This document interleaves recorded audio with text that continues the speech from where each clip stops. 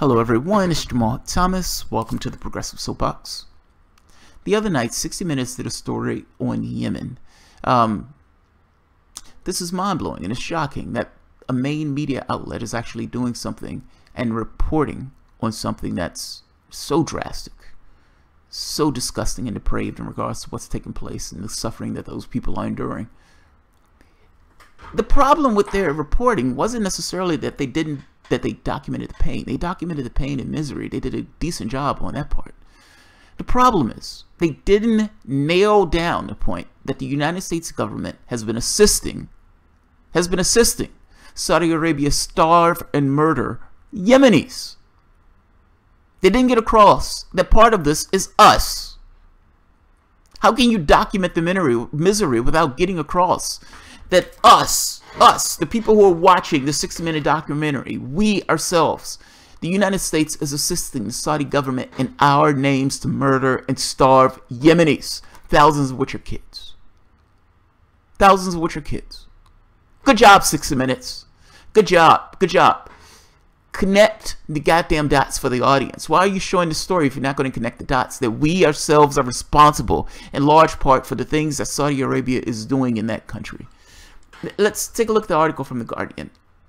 No, I'm sorry, not The Guardian, The Intercept. Let's see, let's flip over.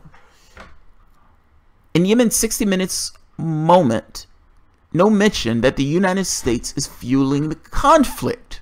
That was conspicuously left out of the topic in the conversation. That's awesome. Saudi Arabia's years-long decade and bombing campaign in Yemen has gotten very little coverage in the United States, even as extreme food and fuel shortages have developed in one of the world's worst humanitarian crises. Now, as the Saudi news on Yemen tightens, leaving 7 million people facing starvation and 1 million people infected with cholera, the war is having its moment in the media spotlight. That's all they needed. 7 million people to be 7 million people to be starving and 1 million people infected with cholera. That's when it gets the media spotlight. I need to write that down. That's the level where humanity looks up and says, "Hey, mate, there's a problem over there. There's a problem over there." That's the level of misery. On Sunday, 60 Minutes aired a 13-minute segment on the war's devastating humanitarian toll. The program featured imagery of starving children and interviews were displaced people, all obtained after Saudi Arabia blocked 60 Minutes from entering the country. "You keep going like you're going, there's not going to be anybody left," David Beasley, executive director of the World Food Program, told CBS Scott Peely. "All the children are going to be dead." Now, here we are. Coverage of the high-profile program is frequent enough to get politicians to pay attention to an issue, and 60 Minutes feature comes amid a growing debate about the United States' role in the war. Just last week, House Representatives voted to say that Congress does not authorize America's military support for the Saudi-led coalition. Still, the program did not once mention that Saudi Arabia is a United States ally and that the United States support is essential for the Saudi campaign to continue. For 2.5 years, the United States government has backed Saudi Arabia's intervention in Yemen every step of the way. The United States would dispatch warships to reinforce the blockade as refused Saudi planes sent the Saudi military targeting intelligence and resupplied them with tens of billions of dollars worth of bombs.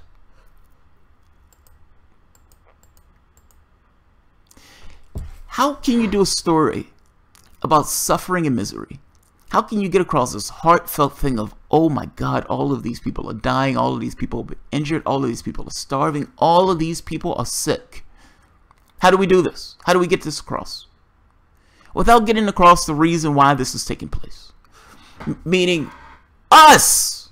How do you have a news show and not give the people the actual news to help them to do something about what you're telling them is wrong?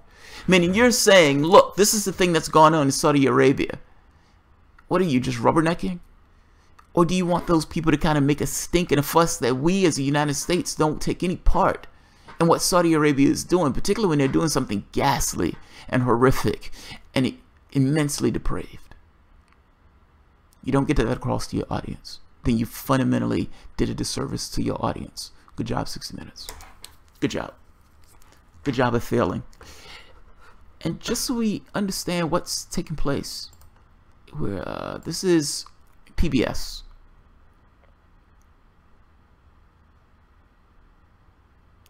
Since war broke out last year between the government of President Abu Rabu Mazuri Hadi, oh Jesus Christ, and fighters of the Houthi rebels movement, an estimated 2.8 million Yemenis, a population roughly the size of Nevada, has been displaced from their homes.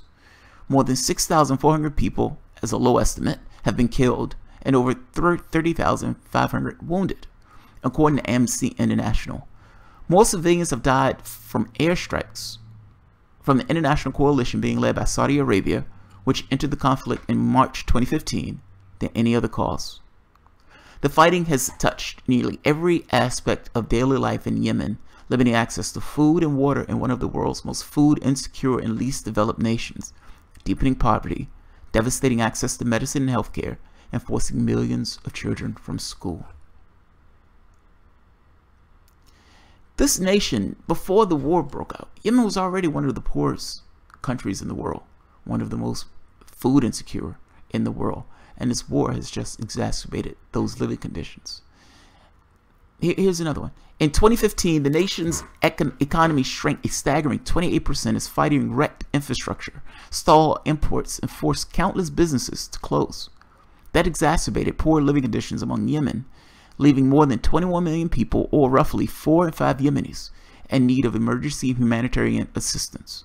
More than 19 million are without safe drinking water or sanitation. Another 14 million are facing chronic food insecurity, which has increased by 35% since the start of the conflict. This is us.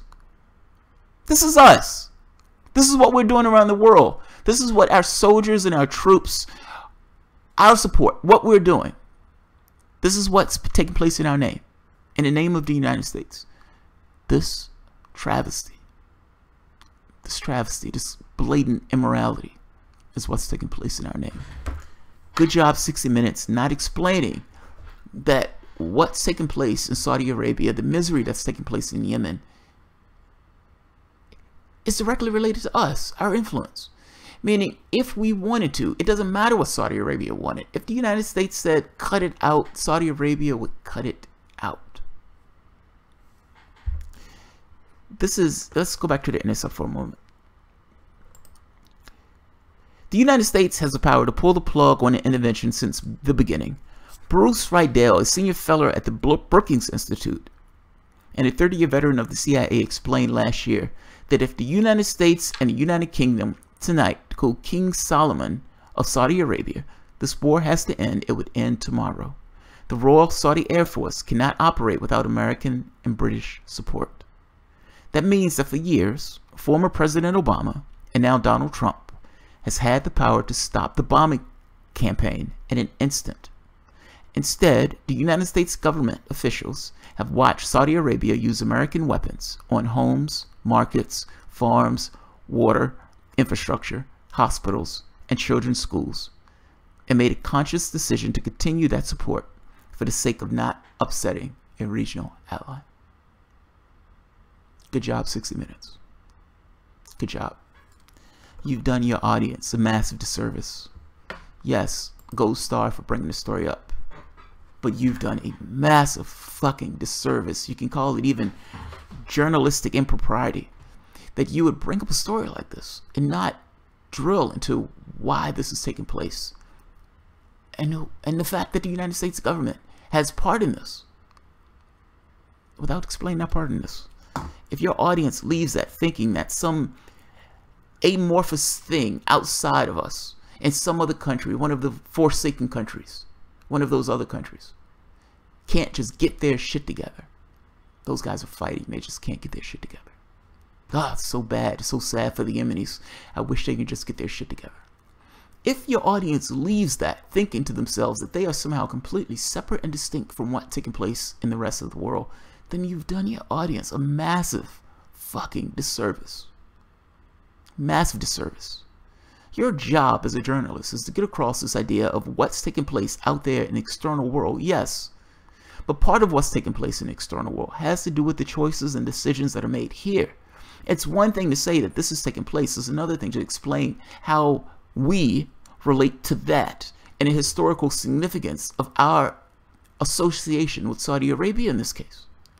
If you don't get across that context, if you don't get across the relationship between the United States and Saudi Arabia, the fact that this thing goes back for 50, 60 years in regards to an agreement made based on this oil for protection, if you can't get that across in your reporting, and if you can't get across that right now the United States is continuing to support that rabid, batshit crazy regime as they go about murdering and starving Yemenis, then you've done a massive fucking disservice, because your audience is leaving that, yes, slightly wiser, but without context. And context fucking matters. So I will leave it at that. The story aggravates the shit out of me, because it's like, oh yes, good, they're talking about this. Oh, they're not explaining it to their audience. Leave it at that. I don't want to rage out. Alright guys, if you enjoy the content, feel free to share, like, subscribe, and of course, you can always support the picture. Thanks guys.